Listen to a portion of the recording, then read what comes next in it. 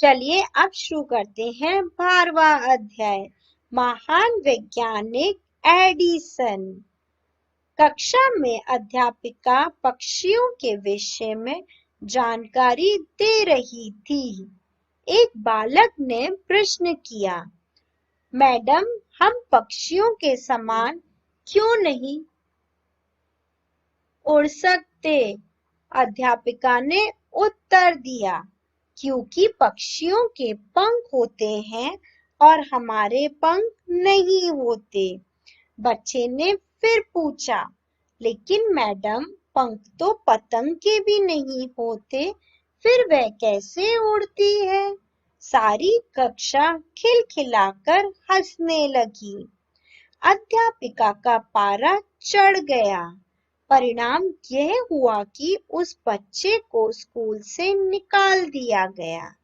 यह बच्चा था टॉमस अल्वा एडिसन, एक महान वैज्ञानिक जिसने अपने 84 वर्षीय जीवन काल में 1000 से भी अधिक आविष्कार किए। एडिसन की बुद्धि तीव्र थी और वह स्वभाव से जिज्ञासु था। वह हर वस्तु को ध्यान से देखता, उसके विषय में तब तक प्रश्न पूछता रहता जब तक कि संतुष्ट न हो जाता। प्रश्नों के उत्तर खोजने के स्वभाव ने ही उसे पुस्तक प्रेमी बनाया। अपने कमरे में उसने एक प्रयोगशाला बना रखी थी। उसकी मां नैन्सी इलियर अपने होनहार बेटे को सदा प्रोत्साहित करती रहती थी। उसके पिता सैमुअल एडिसन सेना में नौकरी करते थे। घर की आर्थिक स्थिति ऐसी नहीं थी कि एडिसन मनचाहे प्रयोग कर सकता। एडिसन ने रेलगाड़ी में सब्जी और अखबार बेचना शुरू कर दिया। समय का सदुपयोग करने के लिए ही एक डिब्बे में प्रयोगशाला भी बना ली। एक दिन प्रयोग करते समय डिब्बे में आग लग गई। गार्ड ने क्रोध में आकर एडिसन की कनपटी पर इतनी जोर से थप्पड़ मारा कि वह उस कान से बहरा हो गया। उम्र के साथ साथ उसकी प्रतिभा और निखरती गई। नए नए प्रयोगों के लिए धन की भी आवश्यकता थी। एडिसन अपना जन्म स्थान मिलान छोड़कर न्यूयॉर्क आ गया। एक मित्र ने उसे एक कारखाने में नौकरी दिलवा दी। कहा जाता है कि जिसमें सच्ची लगन होती है, भगवान भी उसकी सहायता करते हैं। एक दिन कारखाने की मुख्य मशीन खराब हो गई।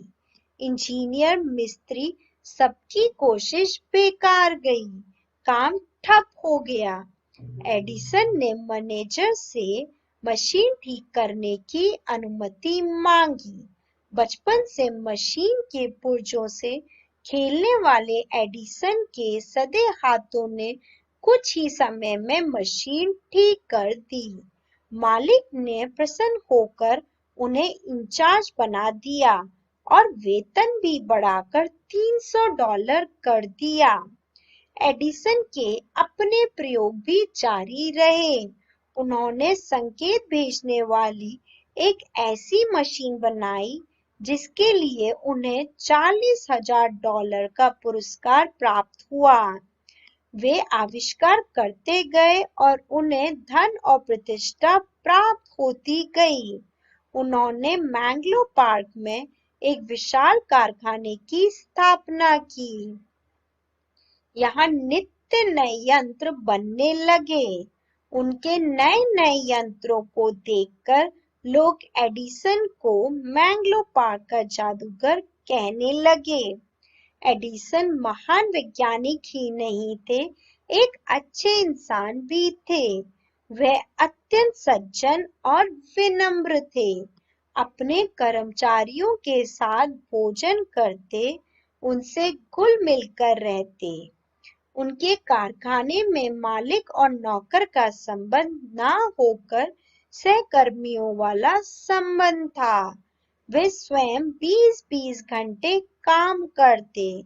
उन्हें काम की इतनी लगन थी कि 80 वर्ष की आयु में जब अधिकांश लोग आराम की जिंदगी जीना चाहते हैं, एडिसन ने वनस्पति शास्त्र का गहन अध्ययन शुरू किया और अमेरिका में ही उगने वाला एक ऐसा पौधा खोज निकाला जिसके रस से रबड़ बनाई जा सके। बोलने वाली मशीन या ग्रामोफोन का आविष्कार और बिजली के बल्ब का आविष्कार ऐसे आविष्कार हैं जिन्होंने पूरी मानव जाति को एक नया राग और नया प्रकाश प्रदान किया। लोग उन्हें सन की पागल कहकर उनकी खिल्ली उड़ाते थे, लेकिन वे चुपचाप अपना काम में लगे रहते। जब परिणाम सामने आता तो सबकी बोलती बंद हो जाती। एडिसन का जीवन इस बात का ज्वलंत उदाहरण है कि सच्ची लगन, परिश्रम और आत्मविश्वास से व्यक्ति सफलता के ऊंचे से ऊंचे शिखरों पर विजय पा सकता है। इस कथन को भी सिद्ध करता है कि जहां चाहा वहां राह। चलिए अब आते हैं शब्दार्थ पर।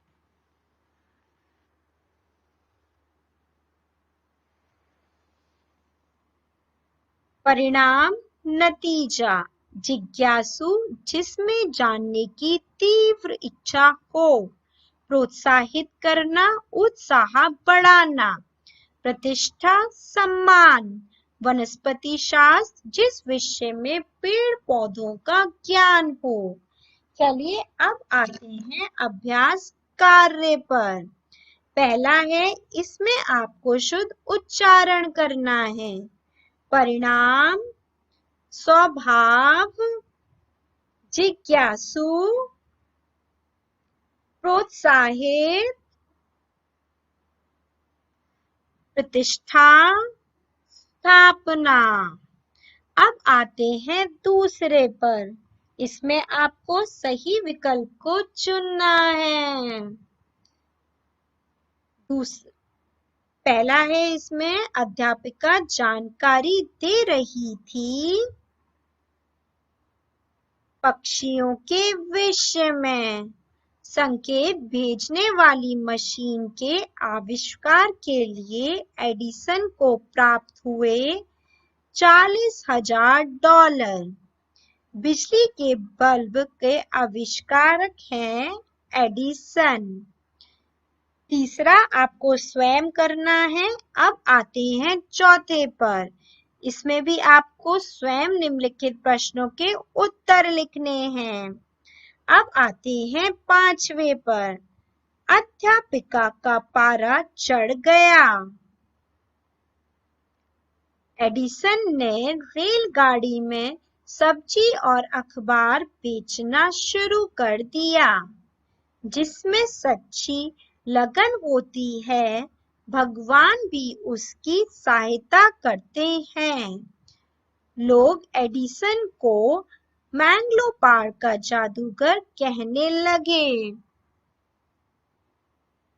एडिसन चुपचाप अपने काम में लगे रहते। अब आते हैं भाषा ज्ञान पर। हमें निम्नलिखित वाक्यों में से क्रिया विशेषण छांटकर लिखना है। इसमें है चुपचाप, इसमें है यहाँ नित्य, इसमें है स्वयं, इसमें है घुल मिलकर। अब आते हैं दूसरे पर। कुछ शब्द ऐसे होते हैं जिनके एक से अधिक अर्थ होते हैं। जैसे अक्षर शब्द के अर्थ है वर्ण, ईश्वर, सत्य, ब्रह्मा। अंक शब्दों के अर्थ हैं संख्या, चिन्ह, गोद, छाप। और शब्द के अर्थ हैं अन्य, दूसरा, अधिक, केवल। कल का अर्थ है आने वाला कल, यंत्र, बीत चुका कल। अब आते हैं तीसरे पर।